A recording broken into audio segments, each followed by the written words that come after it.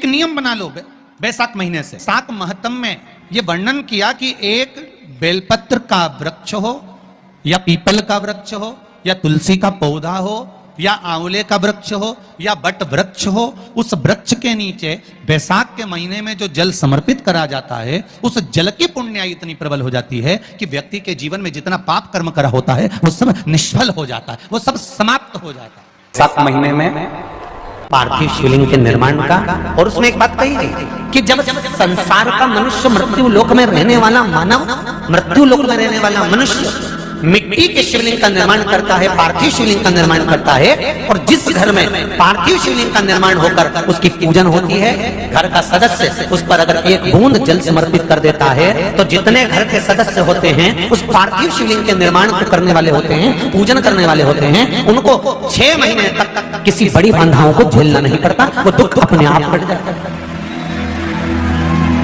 पार्थिव शिवलिंग का निर्माण बैसाख महीने, बैसाख के महीने में मिट्टी के पात्र में जो रात्रि भर जल रखा हो, मिट्टी के पात्र में अगर आपके पास में घड़ा हो, हंडा हो, नी हो तो दिया हो, दीपक हो, कुल्लड़ हो, कोई भी तुम्हारे पास में जो मिट्टी का पात्र उसमें जल भरना, वो जल बैसाख के महीने की किसी भी सोमवार के दिन, किसी भी सोमवार के दिन, बैसाख महीने या किसी प्रदोष के दिन या बैसाख महीने के शिवरात्रि के दिन, वो मिट्टी के पात्र का जल अपने घर के प्रत्येक व्यक्ति का स्पर्श कराकर उस मिट्टी के पात्र के जल को तांबे के पात्र में डाल लीजिए और घर के प्रत्येक व्यक्ति का स्पर्श करा लीजिए और शंकर भगवान पर कुंदकेश्वर महादेव के नाम से समर्पित करिए।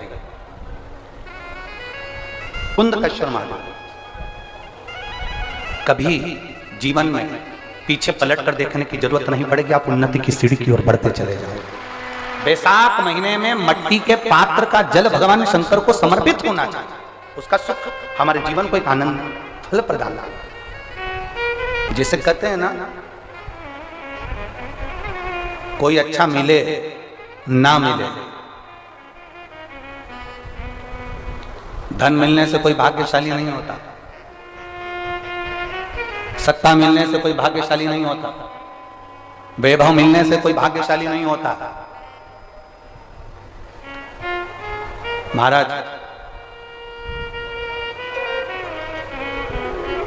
धन मिलने से कोई भाग्यशाली नहीं होता, वैभव मिलने से कोई भाग्यशाली नहीं होता, सत्ता मिलने से कोई भाग्यशाली नहीं होता, बड़ा मकान मिल जाने से कोई भाग्यशाली नहीं होता। शिव महापुराण की कथा कहती है, अगर 2 सही मिल जाएं तो तुम्हारा जीवन सफल हो जाए, एक गुरु सही मिल जाए और दूसरी घरवाली सही मिल जाए तो तुम्हारी जिंदगी स्वर्ग। दुनिया का सबसे भाग्यशाली व्यक्ति वो होता है जिसको 2 ठीक मिल गए, 2 अच्छे मिल गए, एक गुरु अच्छा मिल जाए, दूसरी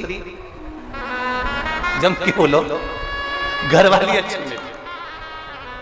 गुरु अच्छा मिलेगा तो तुम्हें स्वर्ग की सीढ़ी चढ़ा देगा और घरवाली अच्छी मिलेगी तो घर को स्वर्ग बना देगी।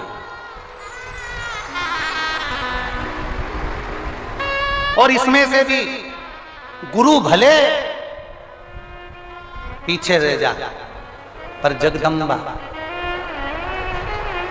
बैसाख के महीने में 9वीं तिथि को माता जानकी का प्रागट्य हुआ है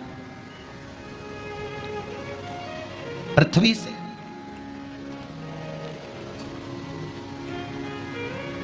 कभी एक विचार करिएगा कि नरसिंह अवतार बैसाख के महीने में हुआ, कुर्मा अवतार बैसाख के महीने में हुआ, हयग्रीव अवतार बैसाख के महीने में हुआ, परशुराम अवतार बैसाख के महीने में हुआ, माता जानकी का अवतार बैसाख के महीने में हुआ। आखिर बैसाख के महीने में, माधव महीने में इतनी महत्वता क्यों?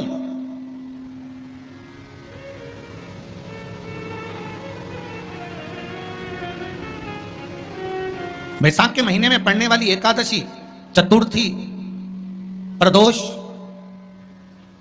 अमावस्या, पूर्णिमा, शिवरात्रि, ये सभी इतनी महत्वपूर्ण क्यों हो जाती है?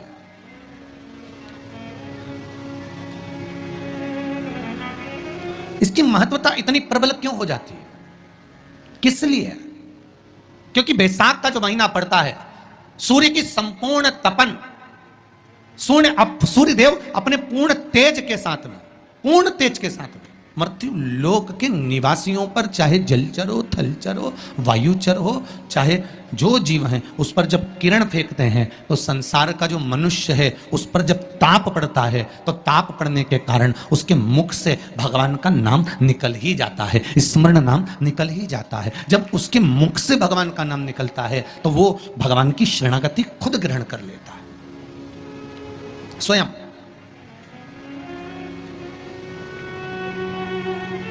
शरणागति ग्रहण कर लेना। बैसाख की पोथी पढ़ते हो आप लोग?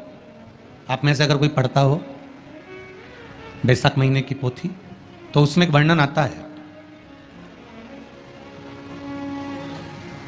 गीता प्रेस गोरखपुर के कल्याण अंक में भी आप ये पावन बैसाख चरित्र श्रवण कर सकते हैं।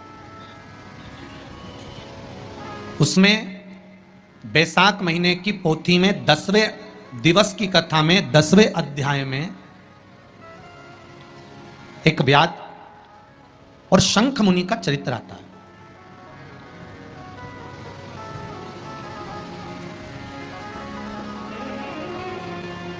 शंख मुनि एक बार निकलकर भगवान शंकर के मंदिर में जल समर्पित करने के लिए जा रहे थे और शिव मंदिर की ओर जाते जाते जाते जाते जाते जाते बीच मार्ग में चलते चलते चलते चलते और वो शंख मुनि जब शिव के मंदिर में पहुंचे, शंकर भगवान के मंदिर में जाकर उन्हें दर्शन किया,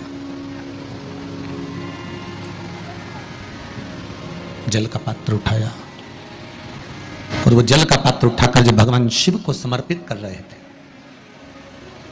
तो उसी समय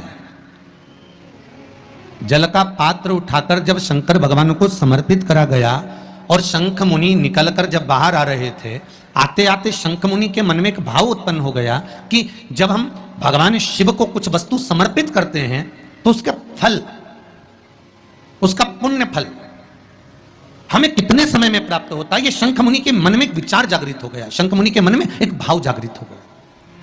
एक लोटा पानी जो भगवान शंकर को समर्पित करता है, मरने के बाद तुम्हारी औलाद तुम्हारा किसी पवित्र नदी में तर्पण करे ना करे, तुम्हारा शिव को दिया हुआ जल तुम्हारे खाते में पहुंच जाता।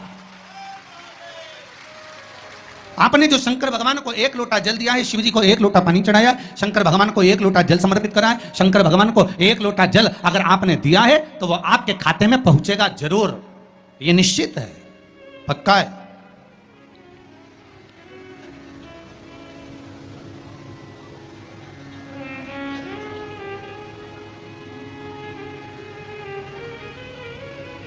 और शिव भक्ति के अनुसार, शंकर भगवान के अनुमोदन के अनुसार, पहले भी कथा में कहा, आज फिर कह रहे हैं, आप जब शंकर भगवान को एक लोटा जल समर्पित करते हो तो वो 33 कौटि देवताओं के हिस्से में चले जाता है, एक भाग पितरों के हिस्से में चले जाता है, एक भाग आहूतों के हिस्से में चले जाता है, एक भाग वाचुकों के हिस्से में चले जाता है। आपने जो भगवान को दिया वो धीरे धीरे धीरे धीरे धीरे धीरे धीरे बढ़ता चले जाता है, भगवान के धामों में पहुंचता चले जाता है। जिन जिनको आपने नहीं भी दिया, शंकर भगवान पे चढ़ा हुआ जल उन तक भी पहुंच जाता है। ये केवल आपकी निर्मल और आनंदित भक्ति के बल पर पहुंचता है, भक्ति के बल। एक हरिचंदन का वर्णन आपको पहले कथा में करा है, सुना है आप लोगों ने कि नहीं सुना?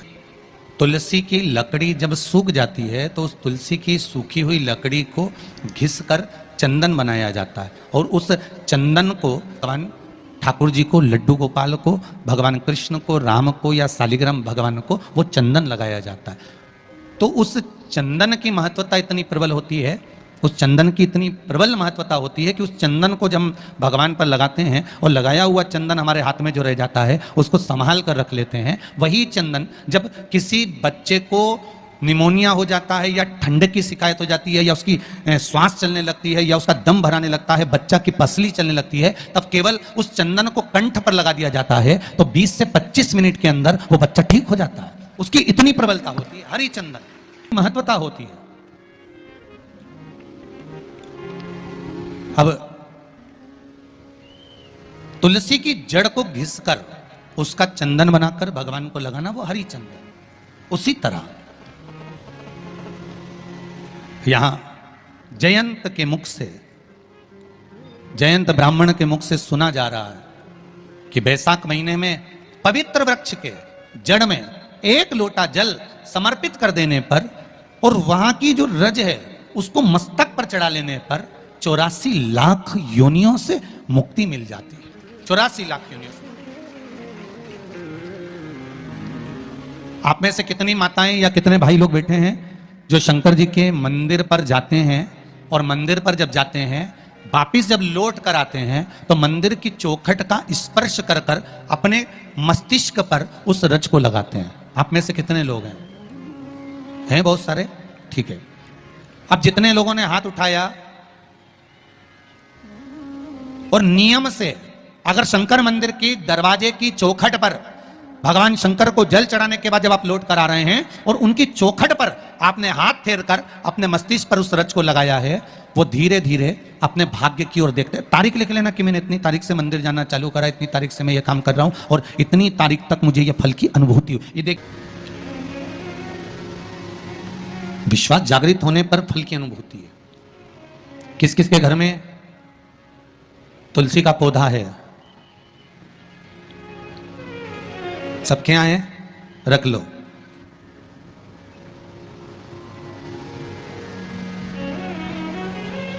कहां लगा है? घर के अंदर कि घर के बाहर? घर के बाहर। ठीक है। दिया लगाते हो? अच्छा। कौन है वो जिस तुलसी मैया को दिया लगाते हो? कौन है वो? बोलते तो जाओ जरा जल्दी जल्दी। माता है। घर में जो सास है वो कौन है? वो भी बोलो तो जम के बोलो जरा। माता है। बैसाख का महीना चल रहा है, बहुत जोरदार गर्मी पड़ रही है, बहुत जोरदार गर्मी, खूब जोर की। तुम्हारी सास की कुर्सी घर के बाहर लगा दो।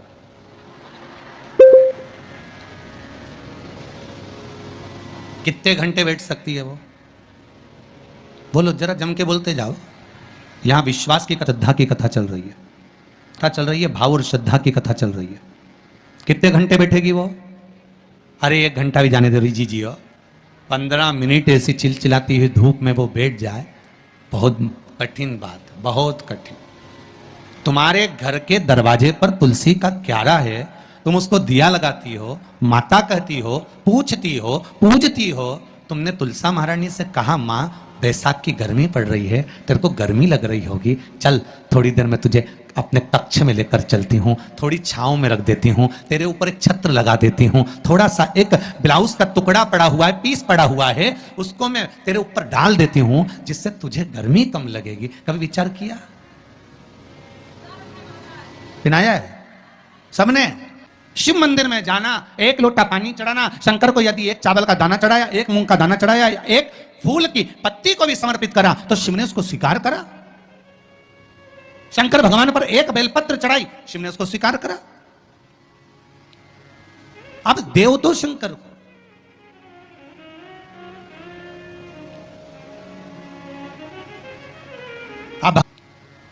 अब देव तो शंकर को,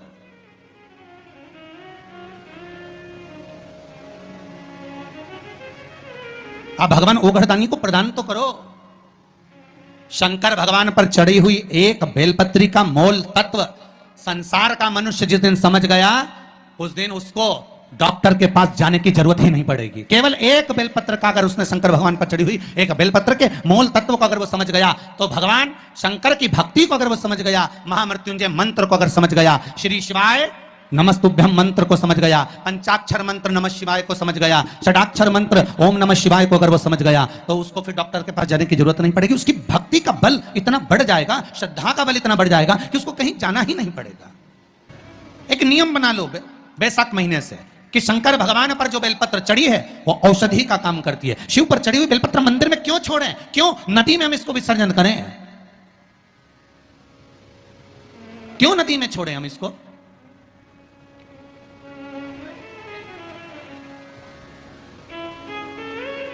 उसको उठा लाए, उसका प्रयोग करा, खाया और उसका जो फल हमें मिला वो जीवन का सुख। हम तो ब्राह्मणों से भी कहेंगे, जितने ब्राह्मण जन शंकर भगवान के मंदिर में पूजन करते हैं, जितने विप्रजन भगवान शिव के मंदिर में पूजन करते हैं, उनको करबद्ध निवेदन, उनके चरणों को प्रणाम कर कर, उनके चरणों को नमन कर कर, उन ब्राह्मणों के चरणों को नमन कर कर निवेदन करूंगा कि आप शंकर जी के मंदिर में कोई प्रसाद बांटो ना बांटो। जो बेलपत्र शंकर जी के मंदिर में चढ़ती है, उस बेलपत्र को उठाकर धूप में डाल दो, सुखा लो, पीस लो, और पीसने के बाद उसकी पुड़िया बना लो। उस पुड़िया को प्रसाद के रूप में देना चालू कर दो कि ये खाना चालू करो। किडनी, लीवर, शुगर, बीपी सब धीरे धीरे धीरे धीरे समाप्त होने लगेगा। तुम करो तो। वो बेलपत्र ना तो किसी नदी में विसर्जन करने की जरूरत है और ना कहीं फेंकने की जरूरत है।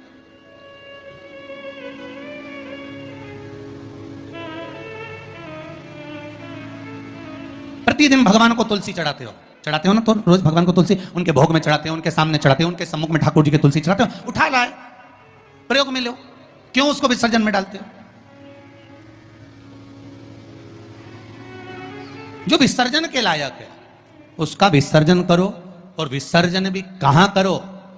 छिप्रा, गंगा, नर्मदा, सरयू या आपके क्षेत्र की कोई पवित्र नदी है, उस नदी में ले जाकर कोई निर्माल्य वस्तुएं मत पटको। आज वैसे ही इस पृथ्वी पर जल स्तर गिरते जा रहा है, उस पवित्र जल को हमें संजोना है। जो निर्माल्य की वस्तु मिले, एकांत में किसी खेत में उसको एक खड्डे में डालकर इकट्ठा करो। जब उसकी खाद बन जाए तो जिस खेत में उसको डालोगे भगवान के प्रसाद को, वो खेत भी उज्जवल आनंद सुख प्रदान करेगा और कुछ ना कुछ अच्छा देना प्रारंभ करेगा। क्यों किसी पवित्र नदी को हम नष्ट कर रहे हैं? क्यों गंगा को हम कचरा डालकर नष्ट करें? क्यों यमुना को, सरयू को, छिपरा को हम नष्ट करें? हम उसको शुद्ध बनाने का प्रयास करें, हम उसको निर्मल बनाने का प्रयास करें। अपने गांव में, नगर में जो तालाब, जो बावड़ी, जो कुएं हैं, उनको हम निर्मल बनाने का प्रयास करें, शुद्ध बनाइए।